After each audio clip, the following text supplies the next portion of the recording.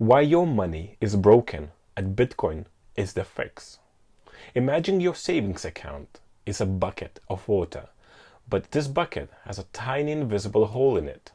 Every single day, a little bit of your water, your money, leaks out. It's so slow you might not even notice at first, but over the time, your bucket gets lighter and your savings are worth less. It isn't an accident, it's a feature of our financial system. The money we work for is broken and is designed to quietly make all of us poorer. But what if there was another way?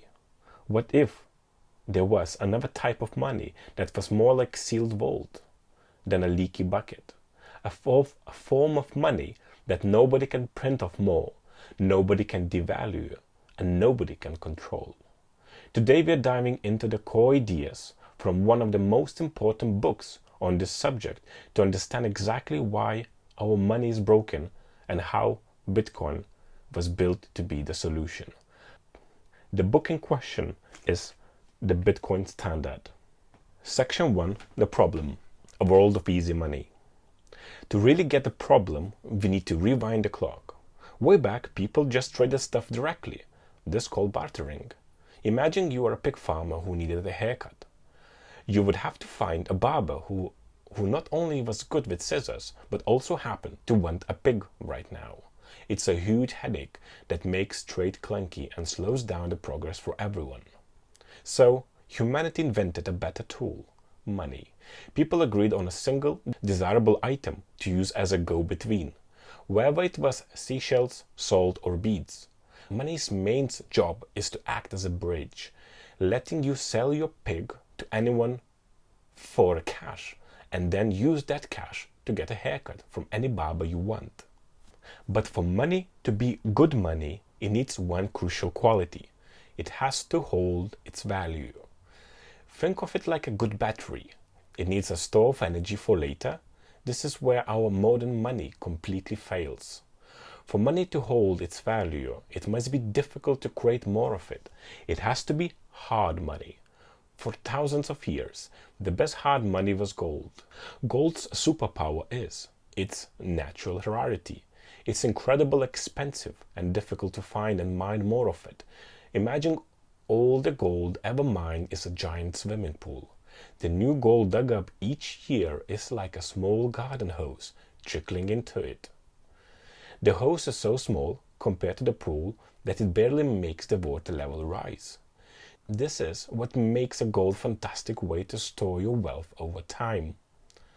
And that brings us to the problem. The money we use today, dollars, euros, yen, pounds, is the exact opposite. It's easy money. It's called fiat currency, which means it has value only because the government says so. It's like a video game where the developers can type in a cheat code to spawn unlimited gold coins. When that happens, all of the coins you earned by playing the game fairly suddenly became less valuable. This is the fatal flaw. When the supply of money goes up, the value of every single dollar you own goes down. That's the hidden tax we call inflation. It silently eats away your savings, punishing savers and pushing everyone into a cycle of debt and constant spending.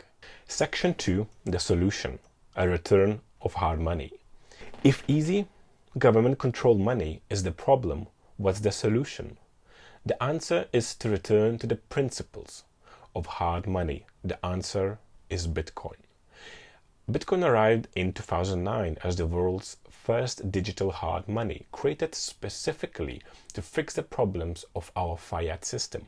At its core, Bitcoin brings back the single most important quality we have lost, provable scarcity. The supply of Bitcoin, it is absolutely fixed.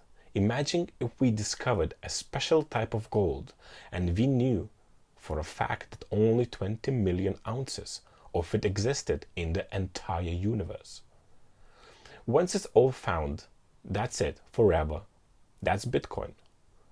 Its code guarantees that only 21 million Bitcoin will ever be created. No person, no company or government can ever change that number. This makes Bitcoin the ultimate hard money. Think about that. The supply of government money is infinite. They can create more with a keyboard shortcut. Bitcoin's supply is finite and perfectly predictable. New Bitcoins are created at a set, transparent, and steadily decreasing rate. This is like a global treasure hunt, where every 4 years the treasure map updates and the gold veins become twice as hard to mine. This process is called the halving, makes Bitcoin harder and harder over time. Because its supply cannot be inflated. Bitcoin is like a lifeboat in an ocean of currencies that are constantly being watered down. It's a return to sound money built for the internet age. The argument is simple. Over time, people who use hard money will always fare better than those using easy money. Easy money is designed to leak, while hard money is designed to protect. Section 3. How it works. Ruling without the rulers. This might sound great, but how does Bitcoin actually work with no one in charge? No CEO, no central bank. The magic is in its design, built on two key ideas, that's decentralization and cryptography. First, Bitcoin is decentralized. It's like a Wikipedia page that everyone in the world can see, but that requires a massive global consensus to change a single word. There is no boss, no editor-in-chief. The network itself is the guardian. The system of rulers without rulers means no single person or group can control it, block your transactions, or change the rules to help themselves. Every single transaction is recorded on a public ledger called the blockchain. You can think of it as a magical, indestructible notebook. Every transaction is a new line written in permanent ink, and thousands of copies of this notebook are held by people all over the world. To alter a transaction, you would have to find and change every single copy of that exact same time, which is practically impossible. This radical transparency is what keeps the system honest. The hardness of Bitcoin is enforced by a process called proof of work. This is how new pages get added to the magic notebook. It's called a global competition, where powerful computers race to solve an incredibly difficult puzzle. The first one to solve gets the right to add no next block of transaction to the chain. For all that effort, their work, they are rewarded with a newly created Bitcoin. This process is intentionally difficult and uses real-world energy. That energy is like foot-thick steel door on a bank vault, securing the entire network. It's what makes creating new Bitcoin expensive and difficult, just like mining for gold. Section 4, addressing the skeptics. Of course, it's normal to be skeptical of something so new, and a few common criticisms always come up. One of the big ones is that Bitcoin is too volatile, and it's true, the price swings. But this is the sign of a new technology growing up.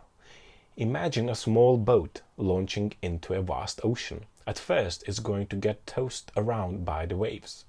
But as the boat gets bigger and more people climb aboard it, it becomes more stable. While government money is like a ship that is slowly and predictably sinking from inflation, Bitcoin is the volatile boat that has, over the long term, been rising with the tide.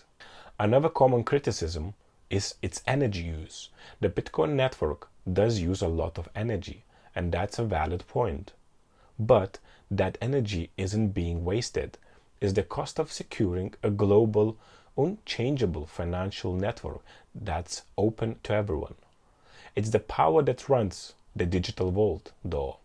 Criticizing Bitcoin's energy use is like complaining about the fuel a lifeboat is using without acknowledging the sinking ocean liner it's rescuing people from.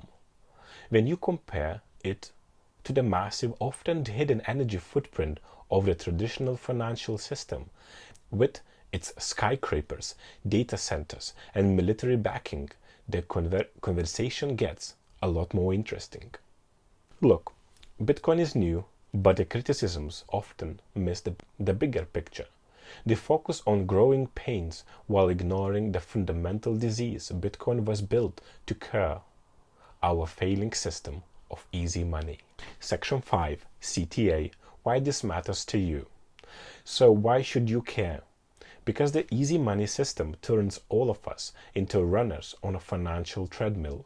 You have to keep running faster and faster through work and risk investments just to stay in the same place, because you know that simply saving your money is a guaranteed loss. Hard money lets you step off the treadmill. It encourages you to save and plan for the future, knowing your hard work is stored in something that cannot be diluted or devalued by decree. Bitcoin offers a way out, a path towards financial freedom. It allows anyone, anywhere, to save and send value without asking for permission. This isn't about getting rich quick. This is about protecting the value of your work and your time.